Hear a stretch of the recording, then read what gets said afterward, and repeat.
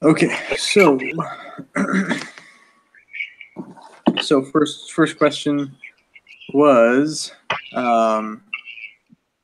what made Noodles and Company an attractive opportunity for Aaron Kennedy in 1995?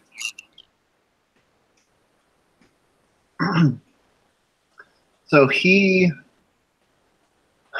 basically he saw how the market would be big, because I mean any culture is gonna likes noodles.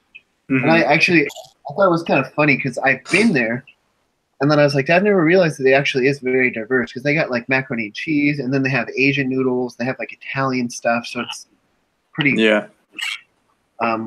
wide. But I like in this case because they talk about fast casual, and that these guys were like right on that wave. Like other companies, Chipotle, Cafe Rio's there. But those places are great. I like it. I'd rather eat because it's like $10. It's like a normal price point, and you get better food. It's not a drive-through, but I mean it's.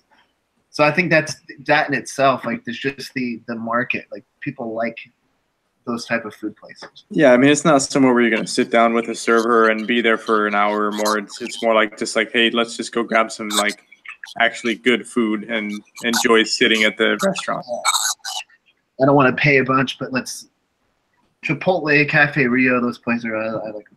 Well, yeah, like I think it mentions that like in the market is kind of directed toward younger, like college or young families, because I remember when I was on the BYU Provo campus for a while, and like anytime my friends went out to eat, it was usually at a fast casual place.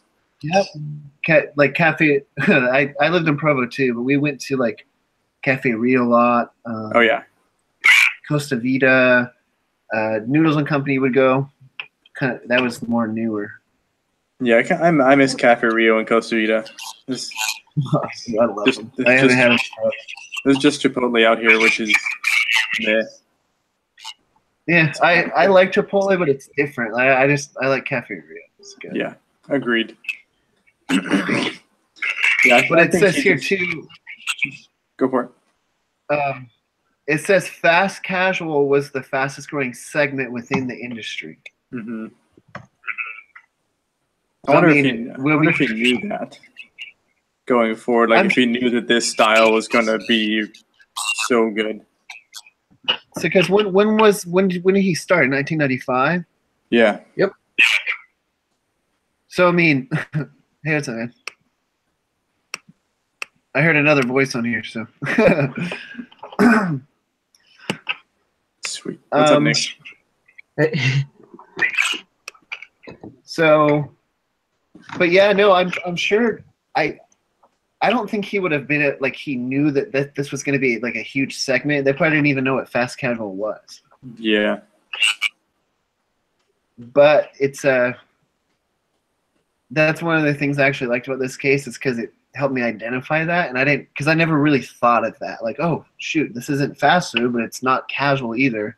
It's like the middle hybrid. It's perfect.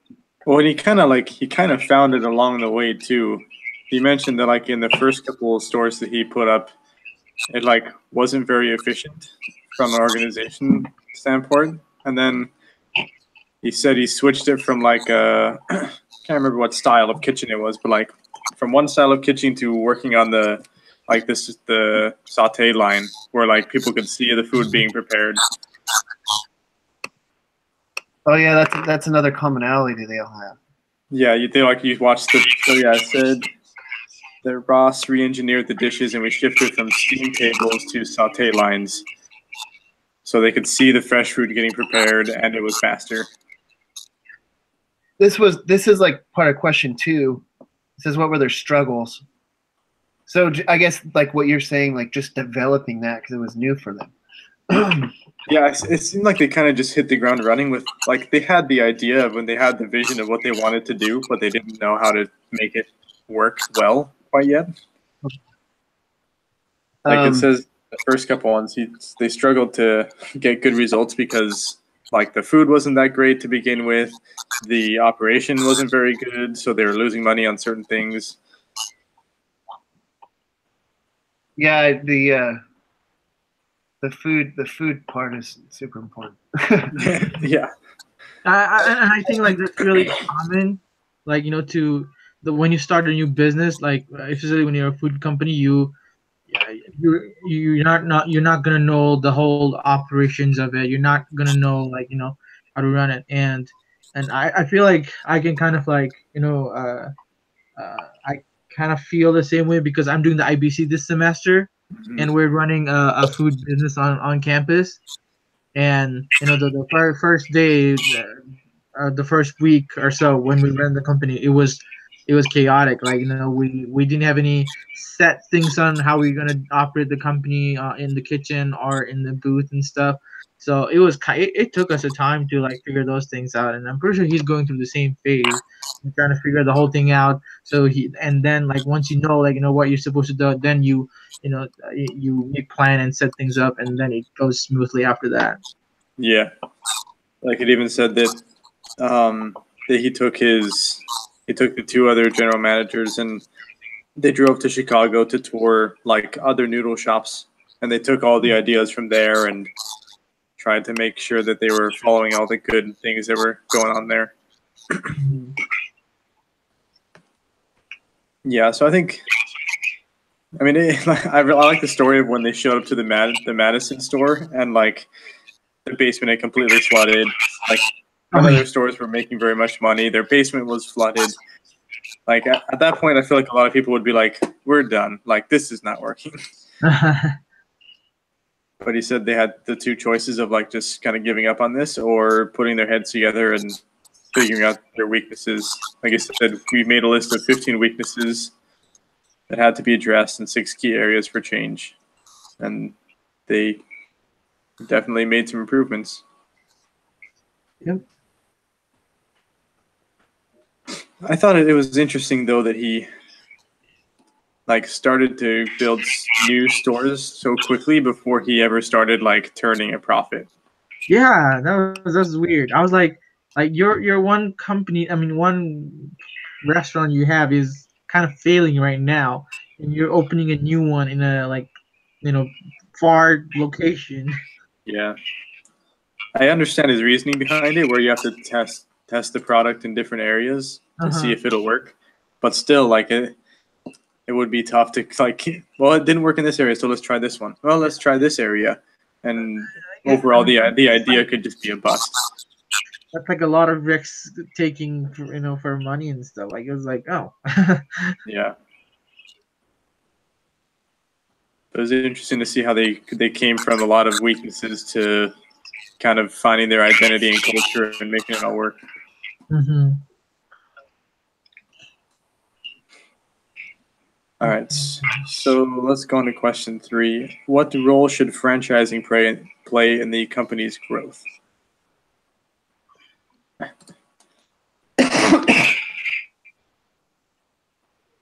So I thought that franchising would be a really good idea because with the pretty high goal that they have of having 300 stores by 2006, I think, like they would need a ton of capital to be able to put those stores into operation, which is like they've only been seeking money from like private investors.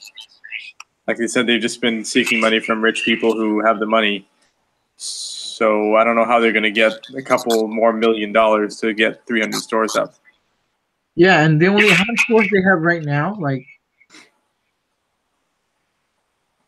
do you know? I think they had like 50 something, maybe 50. I can't remember. They have 58 companies right now. I mean, at 2002, and they want to have 300 stores by 2006. Wow, that's pretty aggressive. Really, really aggressive move. And I'm pretty sure, like the franchise will help them to achieve that goal. Like if they don't do the franchising thing, I don't think they're gonna hit that goal or even get close to it. Yeah, I just don't see how they could get the capital or funding to do that unless they do kind of something that this goes against what their company, like they've talked about venture capitalists and strategy companies, strategic planner companies, stuff like that, which probably wouldn't work out too well. I mean, franchise is not a bad idea. You still get money from it, right? Well, yeah, you get the initial. They'll just get royalties, and then they'll get. Well, what was the initial buy-in fee? I think it varies from they said it varies from like 1,000 to 150,000, but I think they said it would be around 35. 35,000. Yeah.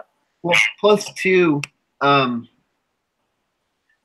if they're gonna do franchising, if they can raise a huge sum of money pretty quick, just with the buy-ins, and then they'll just get royalties. But I did a little bit of the math. I can't find the stupid Excel sheet, but it basically was like their potential for with franchising when they can make a lot more money, and then it's way easier to meet their goal. Like you guys brought up the 300 restaurants, like they can't to do that. Like self-financing is like pretty hard. Yeah. They would have to borrow a lot of money, but they're not borrowing. So maybe going on to the next question, but what would be? Because I think we kind of agree that franchising would be pretty good, but what would be the issues if they were to franchise? I mean, Jimmy said, I think the important advantage from the franchising will be the capital money that that they're going to receive from all the people, and they can invest that money on different things.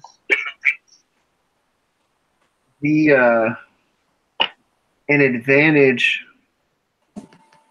would be it's a little bit lower risk, but a disadvantage is in the end you could vet who your owners are or who's buying in, but you really don't know. Like some of these people might be idiots and they're representing your company, like they're not going to run it well. Like I don't know. You don't know who, you're always still. I guess that's with any company, but well, there's it was funny reading because that alternate. There's another paper kind of just speaking about just franchising, and one of the exhibits was talking about see if I can find it. Number of franchise failures and departures. So like you said, the issue with franchising is that you might have some idiot who's running one of your stores, and he just runs the thing into the ground, which kind of hurts your name. It happens all the time. Yeah. So if you keep it within the company, at least you keep that within your control. I mean, I kind of think the main disadvantage of franchising is that you lose a good amount of control. I mean, obviously, you need to have a strong system of organization so that when the franchisee comes in, you have a plan of look, this is how this company is run. You are just kind of the owner of the store, and your job is to make sure that this plan gets implemented. Yeah. So I guess they, like you said, they have a plan. It's like one real life model or example is I spent a lot of time in Columbus, Ohio, and that's where it's like the headquarters of Wendy's restaurant. Yeah. And you go to Wendy's in Columbus, and it's so nice. Like everyone's so nice to you. It's clean. The food's really good. Yeah. The whole thing is oh wow, this is a good experience. But the Wendy's by my house, kind of sucks, honestly. I wouldn't go like. Yeah. But it's the quality control and that culture and setting in that restaurant. It's hard to duplicate that everywhere. There's really no way to do that. Mm-hmm. You could try. I mean, you can write handbooks and all kinds of things, but at the end of the day, it's a franchise. Yeah, I'd be interested to know what types of corrective actions the franchisor can kind of implement on the franchisee. If the franchisee isn't performing or isn't following the plan, what can the franchisor do? Can they kind of not sue them, but can they send them fees and be look, you're not doing very well, we're gonna fine you this amount for not following this policy or something like that? I bet you those stipulations are in the contract when they sign. Yeah. I bet you, because I mean, it's in the end of the day, it's their name, and it is. If they're not making it money, or they're, I'm sure they get a lot of like bad customer reviews. Like, there's got to be some type of fine, or I don't know, something. Yeah, I'm pretty sure like they would have like a certain guideline and like in the company, you know, like even though it's like a franchise, everybody has to follow this guideline where you have to stick to it. I'm pretty sure like that's like one of the major things they need to do even as a franchise. Yeah, maybe. I mean, I do like the idea that a franchise, the people that franchise and they're the franchisee, they own the store, so like they're motivated for it to succeed because they directly benefit from the profits. Yeah, and that's huge. I think that's a huge way to like push your, because everyone's like, they're more individual, so they'll make more money if they do well, so they're incentivized. Right, and even before Noodles started doing the thinking about franchising, they already offered a lot of kind of incentivized bonuses for performance, which I'm sure those will spill over if they do franchising.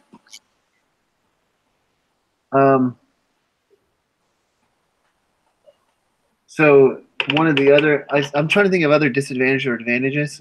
So it says up here, including financial, economic, and organizational. We've kind of touched on those. But on an economic point of view, just raising brand awareness. Like because if you can franchise and build quicker, you're able to reach more people. Your brand is more recognized. People know who you are. But that's done quicker and better, I think, if you do it faster.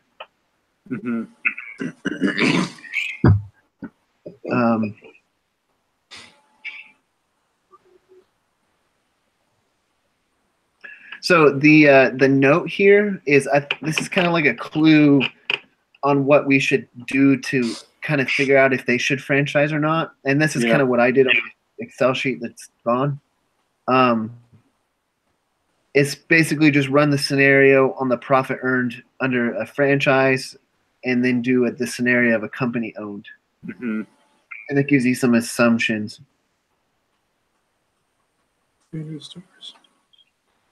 So, I mean, you can just run some simple Excel numbers. There are 58 owned company stores. Time of the case, the company wants to reach 300, so that's a lot more.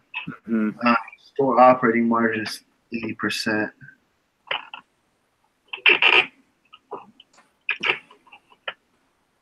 So we just have to find the franchisee. And I assume the store operating margin is 80% in their stores, not the franchise stores. Yeah.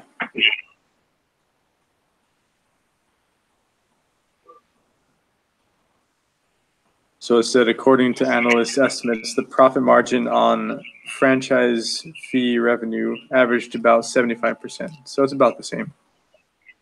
All right. And I would imagine, yeah, it says Panera and Applebee's charged $35,000 for their fee with 5% royalties. And I think they said the average royalties was 7%. Let's see.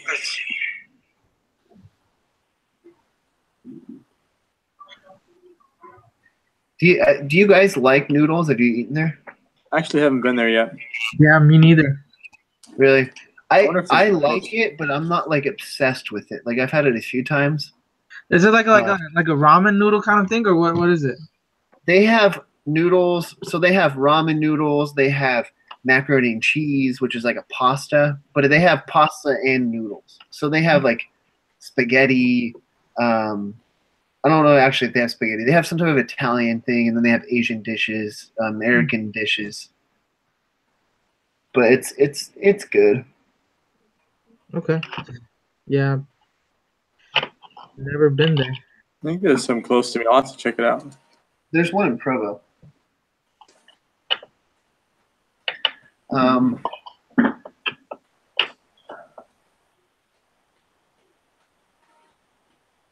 And then what was the average buy-in cost? I mean, revenue? The franchise fee. Yeah, because that would be. I don't know if I can see an average, but it said Applebee's and Panera, which are kind of, I don't know, close to the same. They said they were 35,000. So basically, the sum amount raised in this time period would be 300 stores minus the 58 they already own. Well, then again, I don't know if they're going to do any more own stores, but that would give you kind of a base amount of stores that they would raise money on through the buy-in. Yeah, I think they. I'm trying to remember, but I think they mentioned that like they were going to do 50% company owned and maybe 50% franchise. Like maybe I'm wrong. I would need to find out where they mentioned that. Let's see. Franchising would allow Noodles and Companies to keep its growth plan intact by developing a mix of 50% franchise and 50% company owned, beginning in 2004. All right.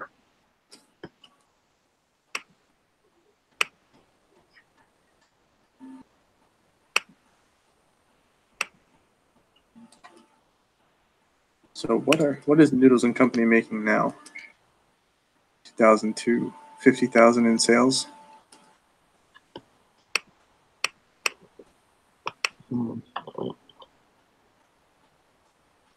Yeah, they have 50,000 in sales. 50 million, I guess. Oh yeah, 50 million sales. And then the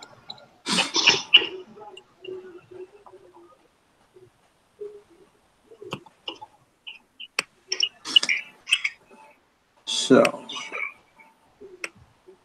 about 80% there.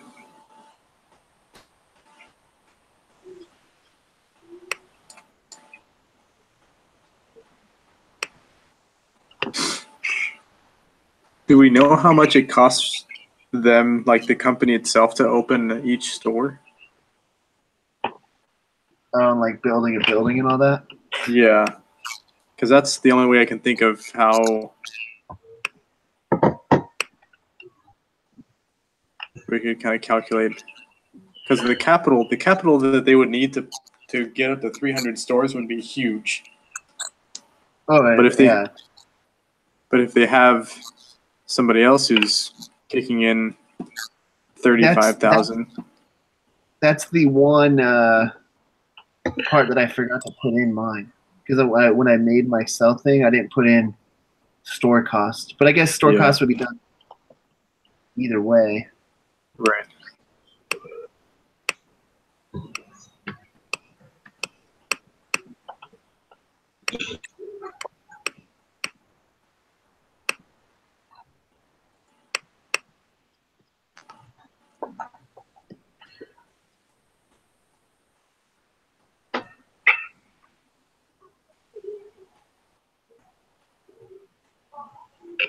This comparable companies is kind of misleading, because it has California Pizza Kitchen, Cheesecake Factory, and Krispy Kreme, and like I don't know how those are comparing to Noodles, especially the donut. That don't make any sense.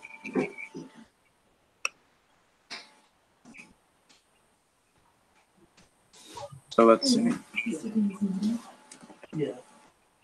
Oh, Panera is terrible. It's another fast casual.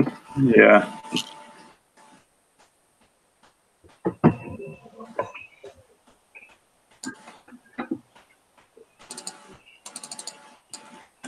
Okay. So, do they have any sales projections once they open up 300 stores? Maybe not. Let me see this. Not that I see there's any sales projection.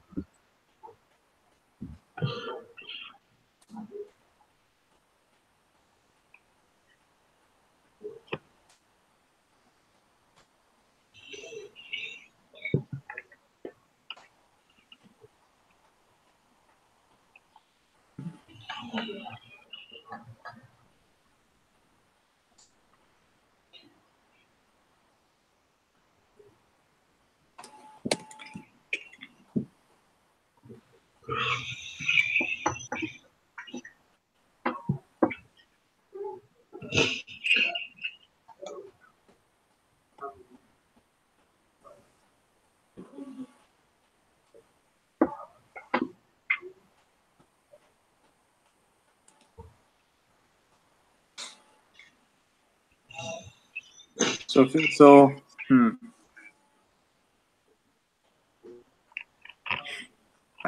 feel like I need more information to actually make some decent numbers out of this.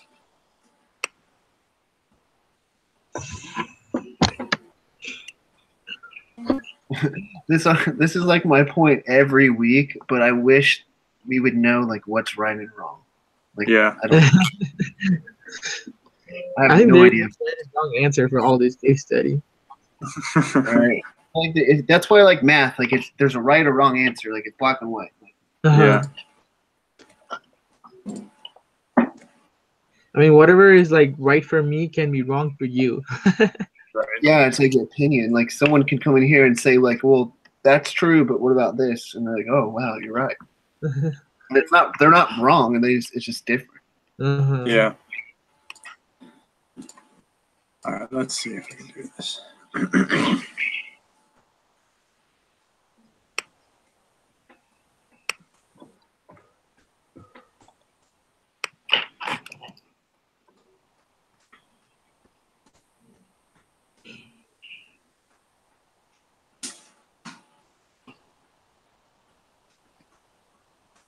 Okay, so I'm just looking at some random numbers here. And let's say that, like, I think I remember that Noodles, they said that their expected profit or revenue per store was expected, it should have been 800,000. Is that right? In a year? Yeah. I mean, let me see if I got that right. Let's see.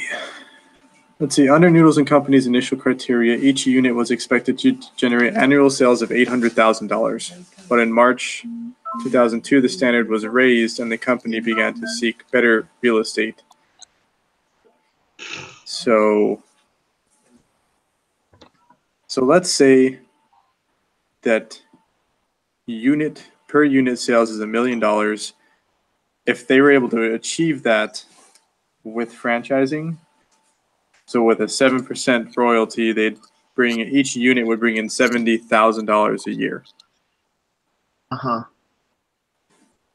And it would cost, well, per store they'd bring in $35,000. Let's say that that's their franchise fee to join, so $35,000 per unit. I don't know if I have the numbers to predict, like if they stayed company owned.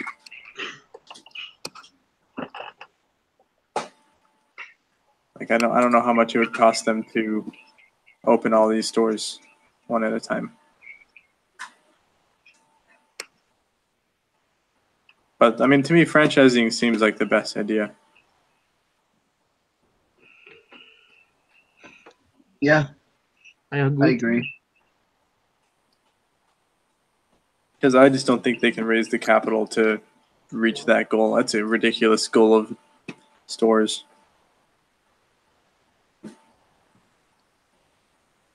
Jeez.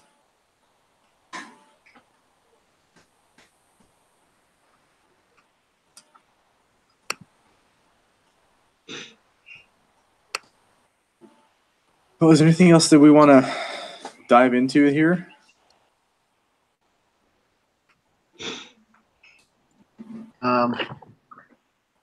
No. I mean, we just need to go over our numbers, but we can do that individually too. Yeah, I'm still trying to figure out. So they raised $10 million.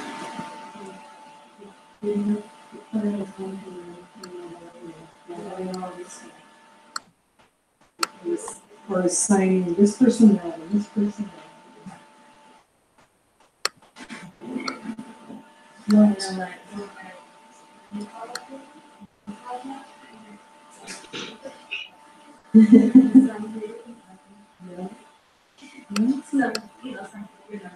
Yeah. You know, it's the one thing when you Okay, so let's see. This might be. The cash investment for a new restaurant was between $450,000 and $500,000. So about $500,000 per restaurant. Wow.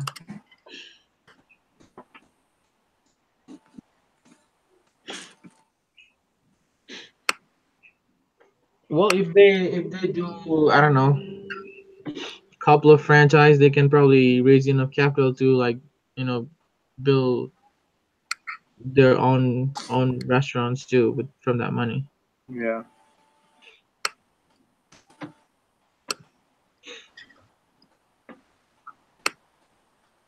So, remind me how this works for the franchise. So the franchisee would pay Noodles $35,000 to be a part of their franchise. Who pays the money to like establish the building? So that would be done all by Noodles. So the Noodles would still put down the money to start the building. They'll typically they have their own all their own in-house people, and then they just build it exactly how they want it, and they would cover all those costs. Because the $30,000 or whatever, the person, that's not really covering much of that cost. You're right. It's just but yeah, it's done by them typically, unless it's something weird. But that's how it usually is done. Right. Oh really? So I mean, so you're buying your franchise in $30,000, but Noodles will still come and build all the buildings and like set the whole thing up and stuff. Yeah. Well, that's gonna cost them a lot of money too. Then. Yeah. I don't know. That's very marginal. I mean, because that would only save them nothing. Hold on, let's see.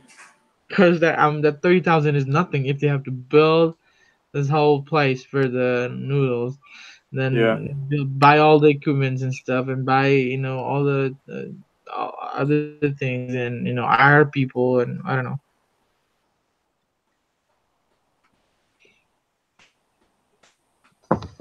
It would so for the remaining like 242 stores, it would save them, if the franchisee paying that fee, would save them $8 million. But it would still cost them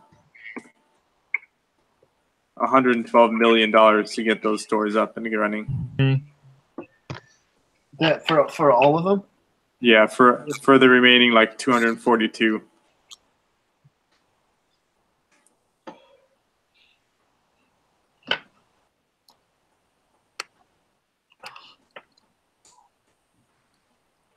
Let's see this.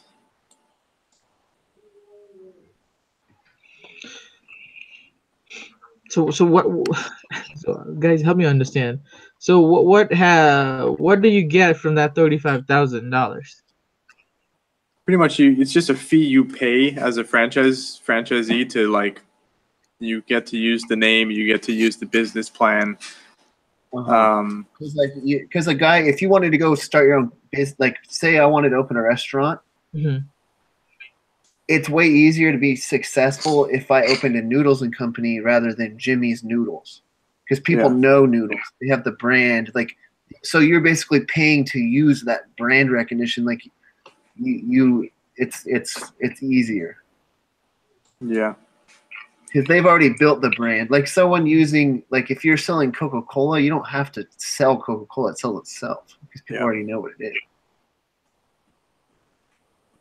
Coca-Cola does the same thing. You can franchise and produce soda, but they just send you the syrup. Wow.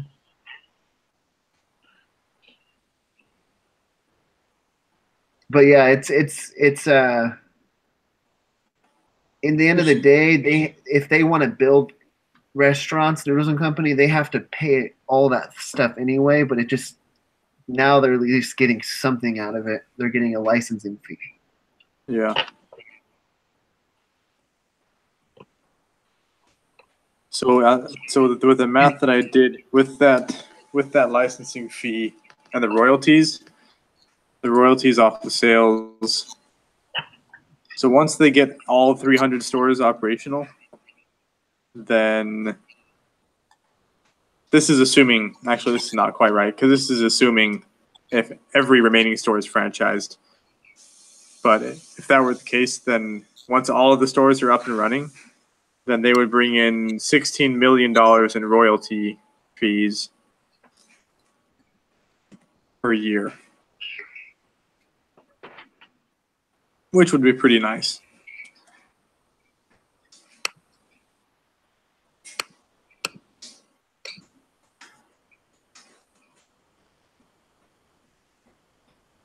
Yeah.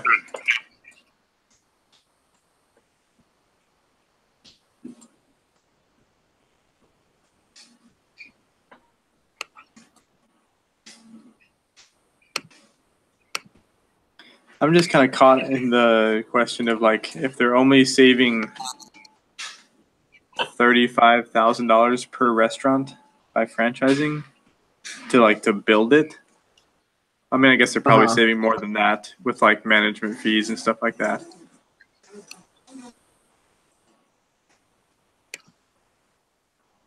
They receive a benefit because they're able to grow faster. Yeah. It's a little less headache for them. It's less management involved.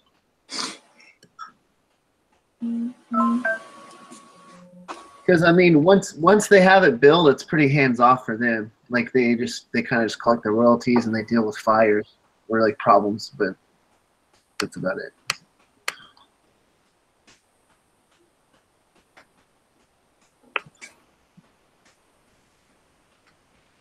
Yeah, I can see why it would be a pretty good deal if you get the franchise going, to have the extra cash flow from the fee, the initial fee, and then royalties just kind of coming in.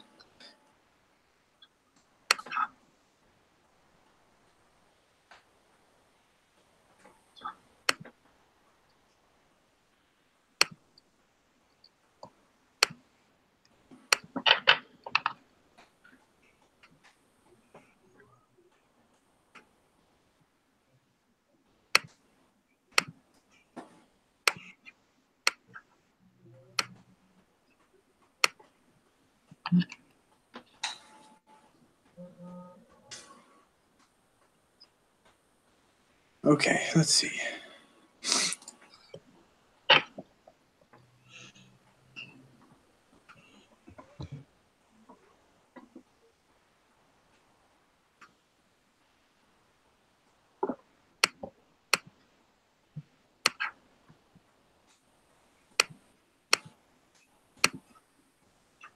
So essentially, from what I'm looking at with my numbers, if let's say they go 50% franchise and 50% company owned,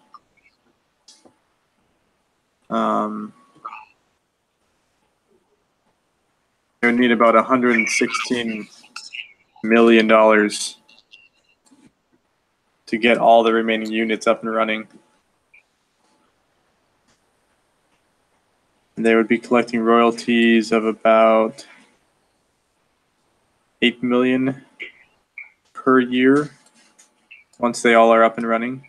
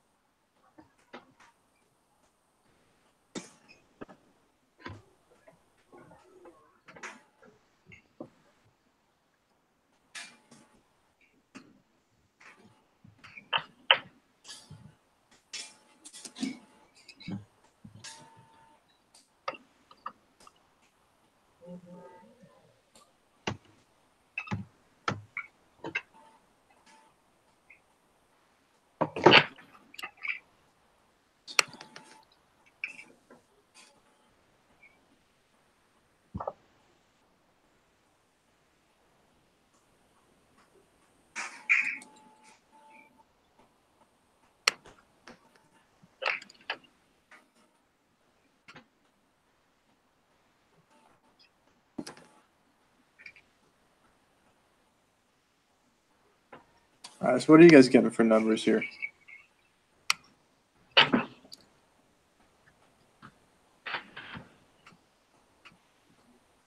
I'm trying to find the expense percentage. Mm-hmm.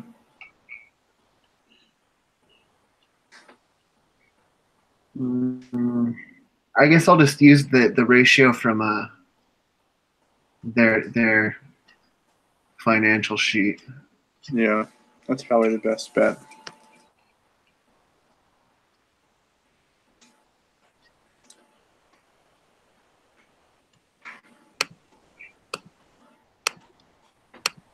What is the last question? It's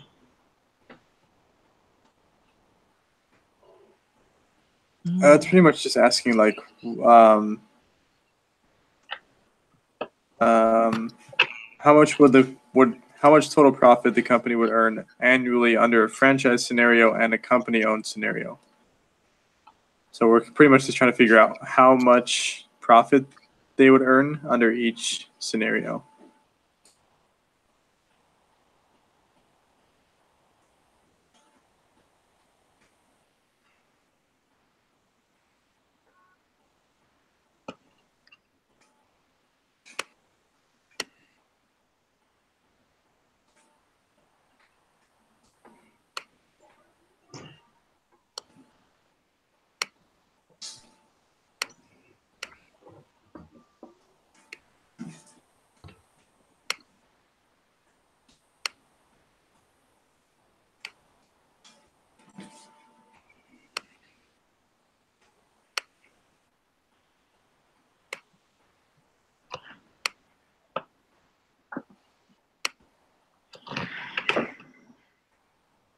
I keep getting stumped on this.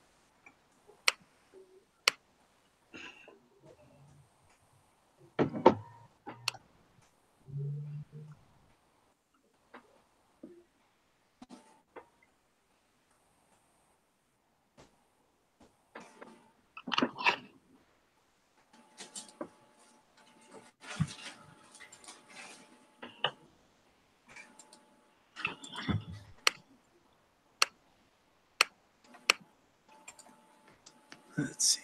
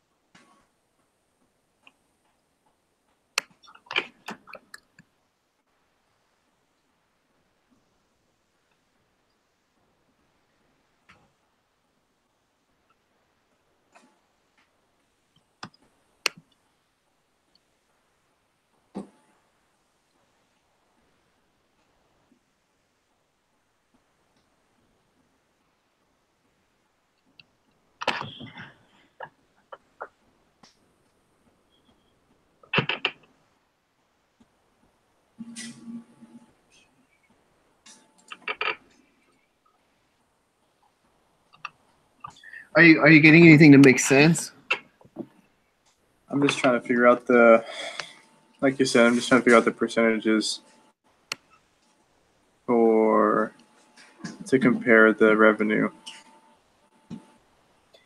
If you guys want, because I'll have time to do it tomorrow, I can send over what I found, and then you can see if it is comparable to what you have. Okay. But yeah, I'll look at this. I have a. But yeah, I mean, I think just from like what makes sense to me, I think franchising is going to be the best bet for them. Mhm. But I don't have like concrete numbers. Yeah. But I can figure it out. Tomorrow I'll have time.